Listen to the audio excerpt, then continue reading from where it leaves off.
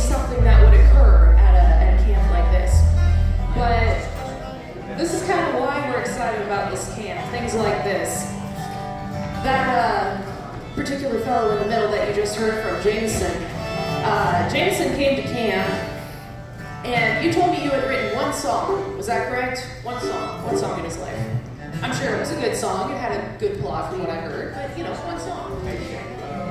We just were doing our hall checks at the night jam, making sure that everybody was getting ready for bed, and the camp counselors grabbed me and said, "Hey, you need to hear this." I said, "Okay, what do you hear?" There was a really good jam going on, and there were a bunch of fantastic musicians. And I was like, "Man, what is this song?" And Jason said, "I wrote it." I said, "No way." He said, "Yeah, I wrote it at camp." Well, I did a little digging, found out that Jamison actually wrote 3 songs at camp, and they jammed all of them in front of me. They were so good that I thought, you know, maybe we could give you a temporary recording contract here and do a live recording. So would you all like to be part of the live recording? This is a pretty powerful group, so please be considerate of the fact that we are going to be recording this for them. Best camp souvenir ever as far as I'm concerned, right? And this is Bluegrass, Swing, and Other Things. Make them welcome. 1, 2, 3.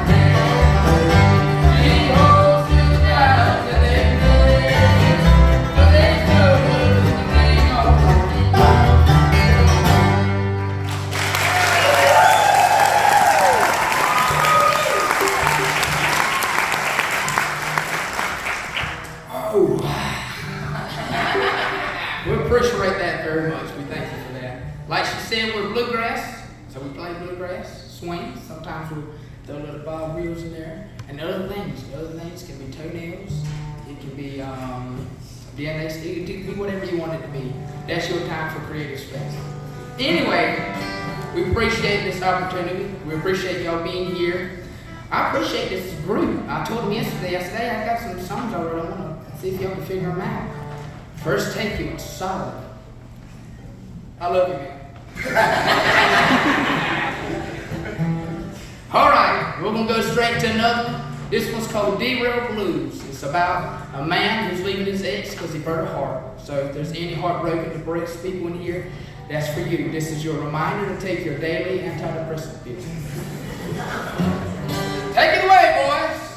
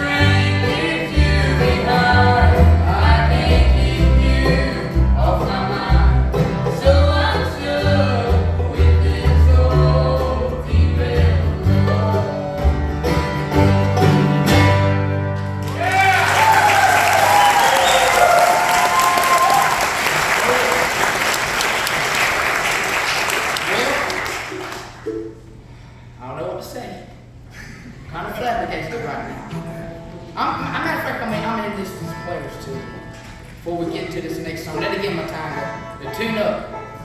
You know what I mean? First off, here on the Goebel Road, go ahead and step up here so the people can see you.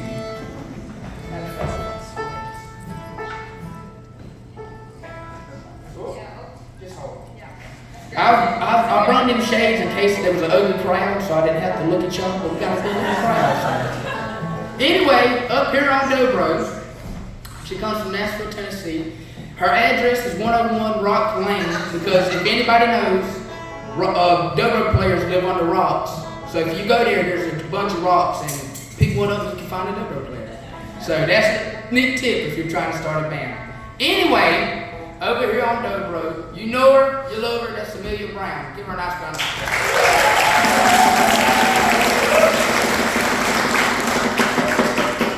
All right, back here, playing that banjo. That's him, right there. The one and only, because nobody else wants to be like him. So, anyway, down there picking that old 5, letting it down flat. That's because his banjo is too flat, he can't keep it in tune. Getting it down flat, right there, that's Berkley Stewart. Give him a nice round of applause.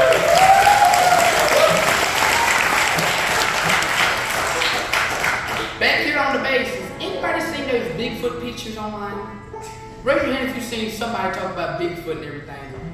How many of you believe Bigfoot's real? Well, now you do. There he is, right there. No, that's my friend back there. I love him. I met him at this camp, and I hope not to see him again. No, that's my friend back there. I love him to death. That's Grayson Canada. Give him a nice round.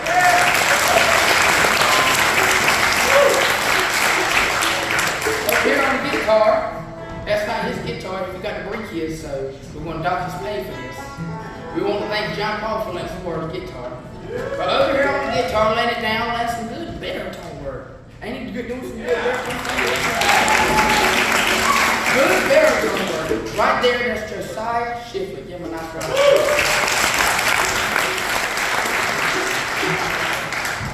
Right here on the mandolin, don't he kind of look like Josiah? That's his brother. That's Jacob Sheffield right there. Give him a nice round of applause. Now, this next guy we're going to sing after my introduction. Over here, talking bad about all of us and making terrible jokes and writing terrible songs. Ben, who hurt you? All these sad songs over here. Don't you get my shirt? Hey, I got you. Thanks, love right there. We got Mr. Jamison.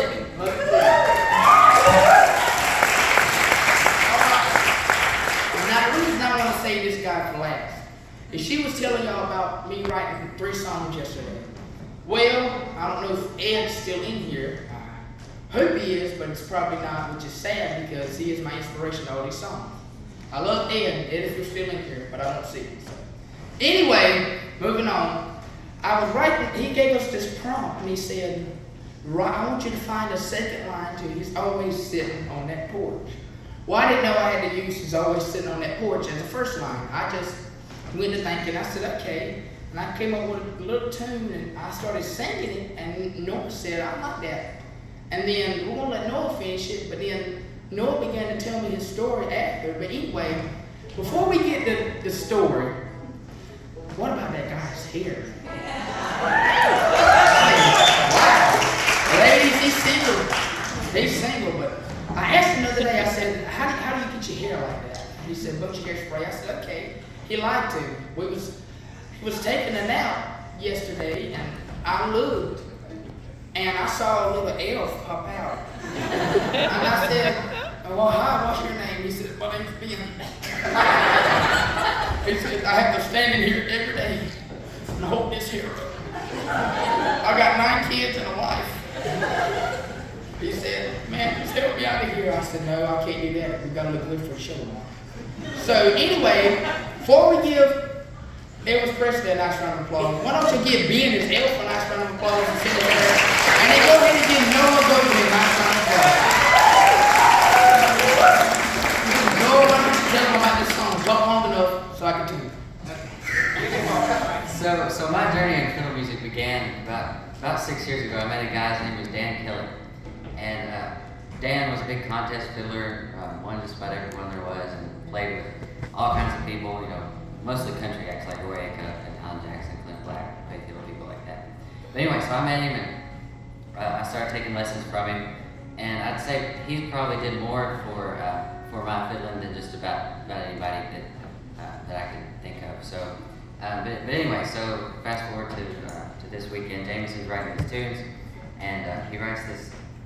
He's starting to write this song about this old man, Dan, who played the fiddle, and he's playing it on his porch, and then I started getting to the last couple verses. I was like, you know, this is my story with my friend Dan Kelly, who taught me how to play. And in the last verse, it talks about playing Dan Kelly's fiddle, and this is Dan Kelly's fiddle right here. And so, if y'all don't know who Dan Kelly is, look him up. But anyway, I think Berkley's gonna. I like that just a plumb pretty story that Noah just told us. I believe so. But come on, boys, make less noise while the old folks are sleeping. Let's head on down to the barnyard and have us a little banjo kicking. All right. 2,